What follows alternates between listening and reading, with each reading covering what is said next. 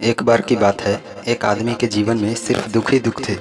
वो जो भी काम शुरू करता उसका वो काम पूरा नहीं होता। घर में आता तो घर में कलेश बना रहता। किसी से कोई मदद मांगता तो कोई उसकी मदद नहीं करता। ऐसा लगता था कि चारों ओर से दुखों का पहाड़ उसी पर टूट पड़ा है। उसे समझ में नहीं आ रहा था कि मैं इन दुखों से पार कैसे पाऊँ। वो दिन रात यही सोचता रहता कि अपने दुखों से छुटकारा कैसे पाना है। इसी कारण से वो रात में सो भी नहीं पाता था। उसकी आंखों के नीचे बड़े बड़े काले घेरे बन गए थे, जो इस बात का प्रतीत है कि वो आदमी कितना दुखी है और कितना चिंतित है।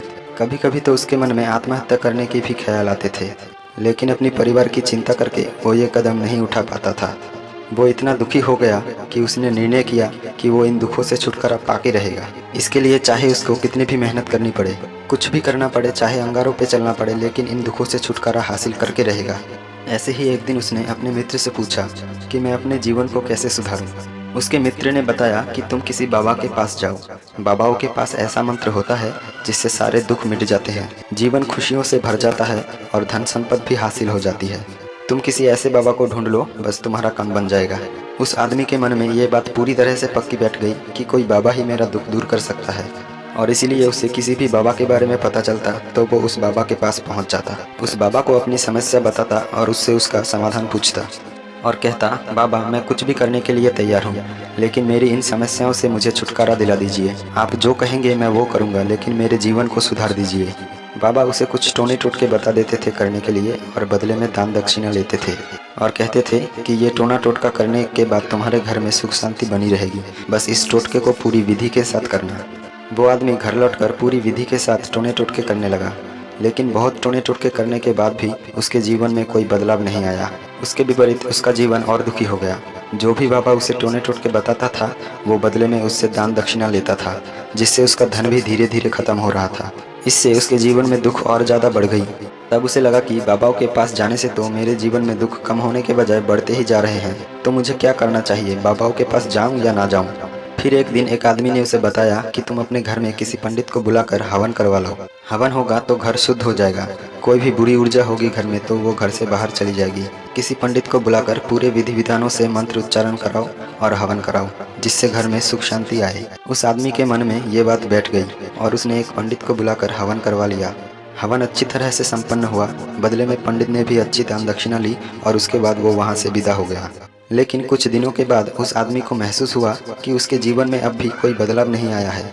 अब वो आदमी पूरी तरह से दुखी हो गया और ज़्यादा परेशान हो गया। अब तो उसे लगने लगा था कि उसके जीवन से दुख कभी ख़त्म ही नहीं होंगे, और यही सोच सोच कर उस आदमी का बुरा हाल हो गया था। फिर उसे एक दिन अपने मित्र से एक ऐसे बाबा का पता चला जो समाधान बताने के लिए कोई दान दक्षिणा नहीं लेता था। उस आदमी को लगा कि ये बाबा दूसरे बाबाओं की तरह नहीं हो सकता, क्योंकि ये दान दक्षिणा तो लेता नहीं है, और अगर दान दक्षिणा नहीं लेता तो ये सच में कोई सिद्ध बाबा होगा। और यही सोचकर वो उस बाबा के पास पहुंच गया। जब वो आदमी वहां पहुंचता है तो बाबा ध्यान में बैठे हुए थे। ये देखकर वो आदमी वहीं पर चुपचाप बैठकर ध्यान से बाहर आने का उनका इंतजार करने लगा। थोड़ी देर बाद जब बाबा ने आंखें खोली तो सामने एक दुखी और परेशान युवक को बैठे देखा।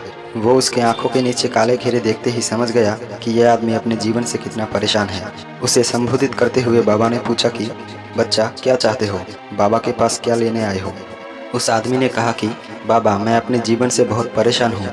मैंने इन दुखों को दूर करने के लिए बहुत सारे रास्ते अपनाए, हर वो तरकीब करके देखी जो किसी भी बाबा ने मुझे बताई, हर वो काम किया जो किसी भी इंसान ने मुझे करने को कहा, लेकिन मेरे जीवन में दुखों में कोई कमी नहीं आई। इसके विपरीत मेरे जीवन में दुखों में बढ़ोतरी हो गई। मुझे समझ नहीं आ रहा है कि मैं क्या करूं।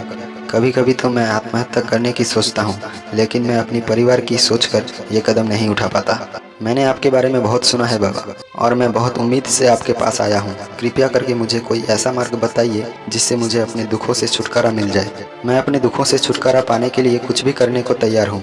आप मुझे कोई भी रास्ता बताए, चाहे वो रास्ता कितना भी कठिन क्यों ना हो, मैं उसको पार करके रहूँगा। बाबा ने महसूस किया कि यह आदमी तो सच में बहुत परेशान है।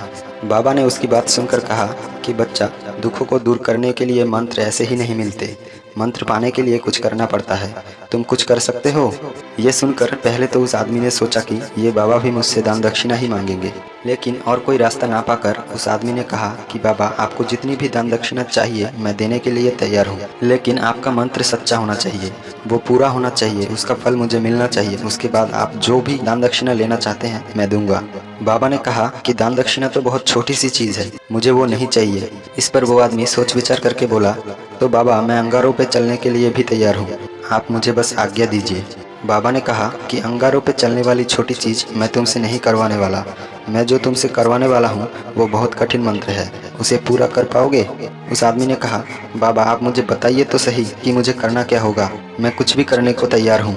फिर बाबा ने उसे कहा कि यहाँ से तुम जब अपने घर जाओगे तो रास्ते में अपने मन में दोहराते जाना कि मैं सुखी हूँ, मैं सुखी हूँ, मैं सुखी हूँ। बार बार अपने मन में यही दोहराना, और याद रहे जुबान पर यह नहीं आना चाहिए, ये सिर्फ मन में दोहराना है। ये सुनकर वो आदमी बोला, बाबा बस इतनी सी बात, ये तो मैं चुटकी बजा के कर लूँगा, लेकिन इससे होगा क्या? बाबा ने कहा, इस मंत्र को करके देखो, वैसे भी तुमने इतने बाबाओं के मंत्र किए हैं तो इस मंत्र को भी करके देख लो। उस आदमी ने सोचा कि बाबा कुछ दान दक्षिणा तो ले नहीं रहे और छोटा सा मंत्र है, इसे तो मैं कर ही लूँगा। वो बोला, ठीक है बाबा, मैं ये मंत्र ज़रूर करूँगा। वो आदमी ये कहकर वहाँ से उठकर चलने लगा, लेकिन जैसे ही वो चलने लगा पीछे से बाबा ने बोला कि बच्चा एक बात याद रखना कि जब तुम ये मंत्र अपने मन में दोहराओ तो तुम्हारे मन में बंदर के विचार नहीं आने चाहिए, बंदर का ख्याल भी नहीं आना चाहिए, तो ही ये मंत्र सिद्ध होगा। वो आदमी बोला, मुझे तो आज तक बंदर का कोई विचार नहीं आया, तो अब क्यों आएगा? आप चिंता मत करिए बाबा, मैं बस अपने मन में यही दोहराऊंगा कि मैं सुखी हूँ, मैं सुखी हूँ, इसके अलावा बंदर का कोई विचार मेरे मन में नहीं आएगा। ये कहकर वो आदमी वहाँ से चल दिया। वो अपने मन में मैं सुखी हूँ, मैं सुखी हूँ ये दोहराता हुआ थोड़ी दूर ही चला था कि उसके मन में अचानक बंदर का ख्याल आ गया। बंदर का ख्याल एक बार आया और चला भी गया, लेकिन उस आदमी ने सोचा कि आज तक तो मुझे कोई बंदर का विचार नहीं आया, तो आज क्यों आ गया? और ऐसे करके उसने उस बंदर के विचार को पकड़ लिया। वो ये भूल गया कि मुझे क्या मंत्र दोहराना है, और वो बंदर के बारे में सोचने लगा। जब थोड़ी देर बाद उसे फिर से होश आया तो वो फिर से अपना वही मंत्र दोहराने लगा जो बाबा ने उसे बताया था, मैं सुखी हूँ, मैं सुखी हूँ, मैं सुखी हूँ। लेकिन अचानक से उसे सामने एक बंदर दिखाई दिया, और ये देखकर फिर से उसके मन में बंदर का विचार उठ गया। वो अंदर से इस विचार को बाहर फेंकना चाहता था कि मेरे अंदर किसी भी तरह बंदर का विचार ना आए, लेकिन उसे तो सामने बंदर ही दिखाई दे दिया। ऐसे करते करते वो घर पे पहुंचा, और घर पे पहुंचने के बाद अपनी पत्नी को कहा कि हे बंदरिया, मुझे खाने में बंदर परोस दो। और जब उसे एहसास हुआ कि उसने क्या बोल दिया तो वो अपने बाल नोचने लगा, दीवार पर अपना सर मारने लगा कि आज तक मुझे कोई बंदर का विचार नहीं आया, और आज मुझे क्या हो गया है कि मुझे हर जगह बंदर ही बंदर नजर आ रहे हैं, ये कैसी माया है।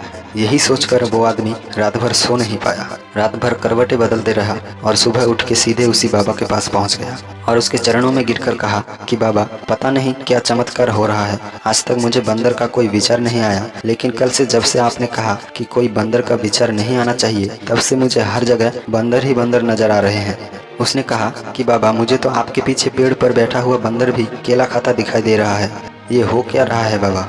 ये सुनकर बाबा हंसने लगे और बोले, बच्चा, मन का जाल एक ऐसा जाल है जिसे समझ पाना इतना आसान नहीं है। बंदर तो तुम्हारे रास्ते में पहले भी आते थे, जब तुम मेरे पास आए थे तो इन्हीं पेड़ों में ये बंदर घूम रहे थे, लेकिन तब तुम्हारे मन में ये बंदर नहीं थे, तब तुम्हारे मन में सिर्फ अपने दुख थे।